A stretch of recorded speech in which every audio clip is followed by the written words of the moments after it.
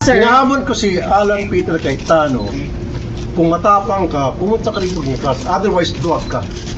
Habang ganito ang bilang namin, kami ang minority. Dapat siya rin, si Senate President at ang majority, maging matapang harapin ang mandato o kakulangan ng mandato ng buong Senado dito sa floor. Senate President Alan Peter Cayetano should resign. Binabayaran tayo ng taong bayan para magtrabaho, para mag-legislate, hindi para mag-absent lamang. At magbulakbol. Walang batas na na-approve, walang resolution na approve, sayang ang bayad ng taong bayan. Impunity ito. Sunod-sunod ang paglabag. Mula noong May 11, binabaliwala ang ating rules. At hanggang ngayon, To the rest of the members of the majority bloc, we appeal to their sense of duty na sana mag-attend sila ng session.